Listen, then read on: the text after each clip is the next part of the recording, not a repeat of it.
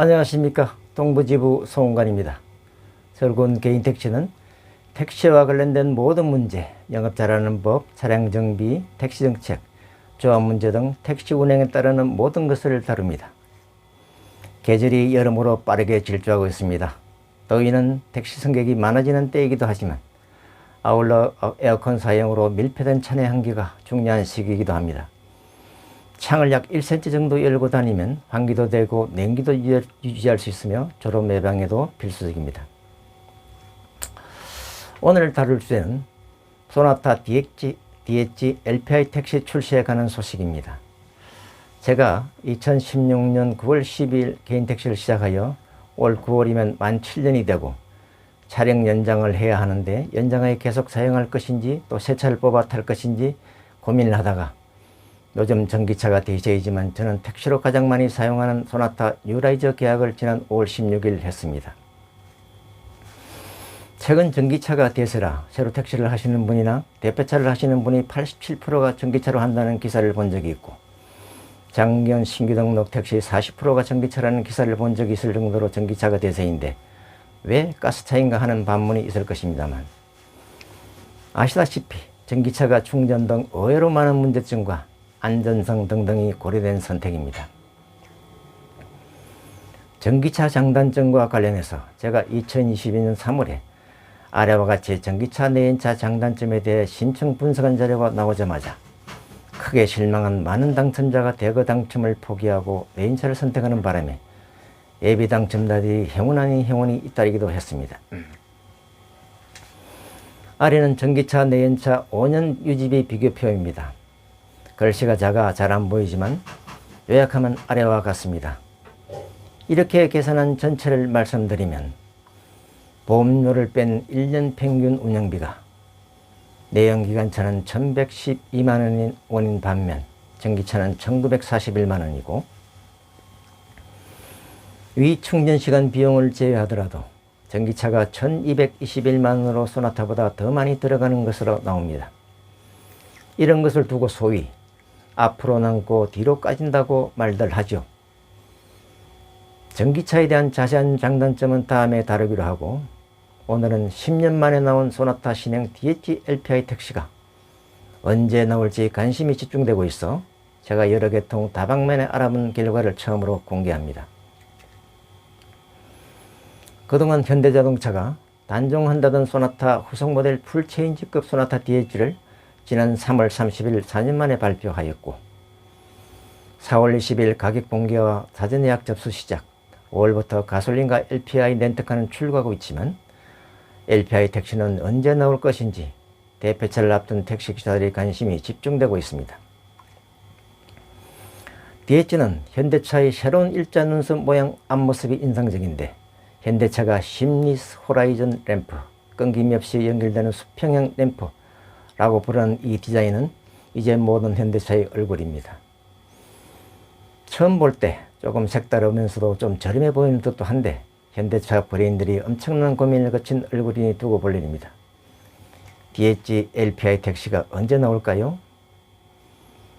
일단 모델에 LPG 모델이 있어 택시로 나올 것이라는 기대가 높은데 현대차는 2014년 LF 소나타 출시 이후 2019년 7월에 출시한 소나타 DM8은 택시로 출고되지 않아 새로운 모델을 기대했던 택시기사들을 크게 실망시켰습니다.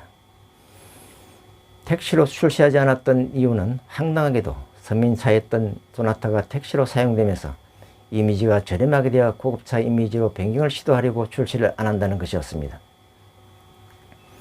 소나타가 언제 고급이었던 적이 있었나요? 이후 DM8은 시민들에게도 외면받으며 제가 알기로는 역대 소나타 모델 중 최악의 판매를 기록하며 역사 속으로 사라지고 있습니다.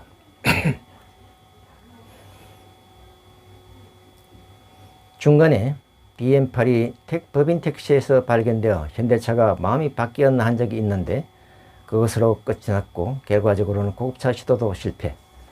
일반 자가용으로도 별로 보이지 않았고 제일 많이 보였던 것은 렌트카와 경찰차였습니다. 아래 보이죠? 렌트카와 경찰차로 사용되면 고급차 이미지가 생기나요? 차라리 택시가 훨씬 나았을 텐데 아마 현대 내부에서도 많은 질책이 있지 않았을까 하는 생각이 듭니다. 그동안 소나타 최대 고객은 사실 택시였습니다. 택시는 최대 가혹 조건에서 운행되는 것이라 내구성이나 경고성, 안전성 등을 테스트 측면에서 택시만큼 좋은 수단이 없었고 제조사 기술 수준을 업그레이드할 수 있는 매우 좋은 것이었는데도 불구하고 현대차가 제 발로 기회를 거듭찬 것은 매우 바보 같은 짓이었습니다. DM8이 처참하게 실패한 이런 결과도 DH 택시 모델이 반드시 나올 것이라는 추정을 하게 합니다.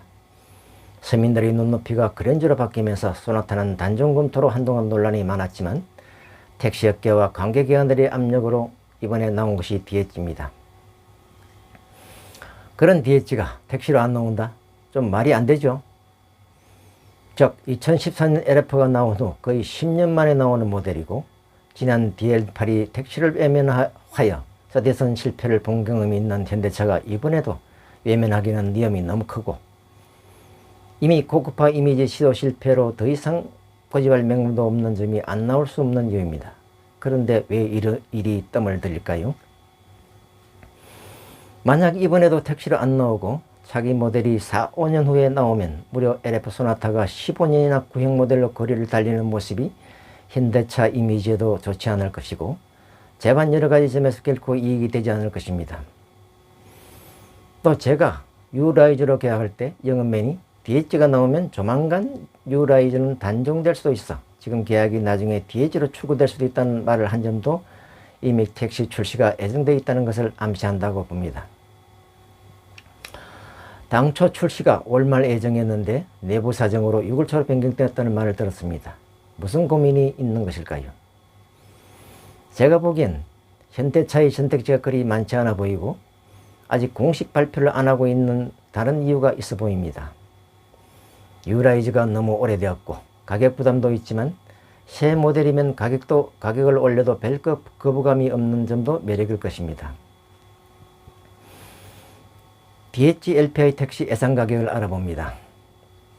저는 일단 DH LPG 모델 가격이 현재 유라이즈보다 최소 200~300만 원 정도 올라갈 것으로 예상이 되고 옵션까지 포함하면 현재 유라이저 간이가 세자가 2천만 원인 것이 2,300만 원 정도까지 오를 수 있는 문제가 있는데 아래는 DH LPI 제원 및 가격 정보입니다. 글씨가 작아 보기 힘드니 그냥 이런 게 있다 정도로만 아시면 될 것 같습니다. 그럼 DH LPI 단점은 없을까요? 알아봅니다. 가스탱크 용량이 유라이저는 71리터인데 비해 DH는 64리터로 8리터가 작아진다는 것입니다. DH 80% 충전해서 60%라고 적혀 있습니다. 아래 보이죠? 현재 71리터 탱크 연료 경고등이 들어오는 때가 대략 58리터인데 DH는 이 기준으로 본다면 대략 50리터면 불이 들어온다는 것입니다. 연료 탱크 용량이 크게 줄어드는 것인데 주간 일하시는 분은 절대 연료 경고등 점등까지 가지 않겠지만 야간 일하시는 분은 거의 넘는 수준이라 일하다가 중간에 한번 보충해야 해서 불편하고 승객도 없는데 보충하느니 대충 끝낼 수도 있고 경고등 들어온 상태에서 무리하게 운행하다 끝낼 수도 있습니다. 4년 만에 풀체인지 모델로 새 디자인 차를 탄다는 생각으로 200~300만 원 괜찮다고 생각하다가 탱크가 줄어드는 것을 생각하면 선뜻 결정 내리기가 어렵죠. 이것도 물론 택시로 출고가 돼야 하는 문제지만요. 탱크가 줄어드는 이유는 본배 연료 탱크가 현재 트렁크를 다 잡아먹고 있는 형태에서 서페와 타이어 자리로 들어가는 납작둥근 도라 탱크로 설치되는 것 때문인데요. 아래는 DM8 LPI 도나탱 분배 모양입니다. 모양이 진짜 도나처럼 생겼습니다. 현재 노출 탱크형 분배입니다. 이것 때문에 짐이 조금 많으면 실어야 하는 등 문제가 많죠. 그러나 용량이 확 줄어드는 대신 트렁크 용량은 확 늘어나는 것은 크게 환영할 일입니다. 즉 트렁크를 열면 이제 가스탱크 분배가 안 보인다는 것입니다. 그렇다고 트렁크가 가솔린 모델만큼 늘어나는 것은 아니고 약 25% 정도 적은 크기입니다. 그래도 매우 기분 좋은 일입니다. DM8 LPI 트렁크입니다. 본배가 없어 공간이 확 늘어난 시원한 트렁크, 큰 캐리도 별 문제가 없을 것 같습니다. 트렁크가 작아 승객을 태우지 못하는 경우는 줄어들 것 같아 이 점도 있을 것으로 봅니다만, 용량이 줄어들어 하루에 2번 충전해야 할 수도 있어 불편한 점도 있고, 스페어 타이어가 없기에 가볍게 펑크 수리할 수도 없어 아예 타이어를 교체해야 할 일이 생기면 낭패입니다. 특히 야간 일하다가 지방에서 이런 일이 생기면 긴 거리를 견인해야 하는 문제가 생길 수 있고 낭패가 아닐 수 없습니다. 저는 현재 스페어 타이어를 안 싣고 다닌 지 꽤 오래되었습니다. 스페어 타이어 무게가 거의 20kg 정도 되어 차량 무게를 1.5% 더 무겁게 하고, 결과적으로 연비를 나쁘게 하는 원인이라 생각하여 빼고 다니는데, 그 자리에는 여러 가지 차에 필요한 것을 넣고 다닙니다. 물론 이렇게 하는 이유는 공제의 긴급 출동이 있기 때문입니다만, 지방 오지에서 이런 일이 생기면 일이 커집니다. 또한 오래전부터 스페어 타이어를 선택사항으로 뺀 차들이 대부분인데, LPI DH의 스페어 타이어 공간이 없으니 이제는 선택사항에서도 빠질 것 같습니다. 어떤가요? 사람마다 생각이 다 다른데, DH 택시가 나오면 무엇을 선택할까요? DH? 유라이저요? 어떤 게 좋을까요? 당신의 선택은 무엇입니까? 유라이저 단종 소식입니다. DH가 나오면 유라이저는 단종될 터인데, DH가 탱크 용량이 적어 유라이저 단종을 반대할 사람도 많을 것이고, 그렇다고 둘 다 생산할 수도 없고 하는 고민이 있을 것 같습니다. 이 지점에서 현대차의 고민이 깊어지는 게 아닐까 하는 생각이 듭니다. 제가 여러 경로를 통해 DH LPI 택시 출시 일정을 알아보았지만, 영업점에서 알려진 것과 달리 본사 고객센터 등 어디에서도 현재 출시가 언제 될지 모른다는 것이었습니다. 출시를 안 한다는 말은 한 번도 없었습니다. 나오더라도 좀 더 시간이 걸릴 것 같습니다만, 어차피 LPG 모델이 나와 있고 수요가 있으니 출시 가능성이 매우 높지 않을까요? 이럴 땐 이렇게, 운행하다가 피곤할 때나 일이 있어 잠시 주차해야 할 때 무료로 안전하게 주차해도 괜찮을 장소가 어디일까요?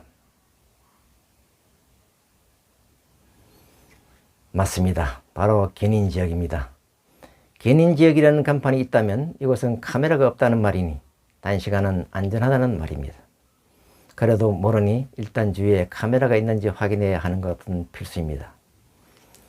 이상으로 구독과 좋아요, 알림 부탁드리고 오늘 리포트를 마칩니다. 감사합니다.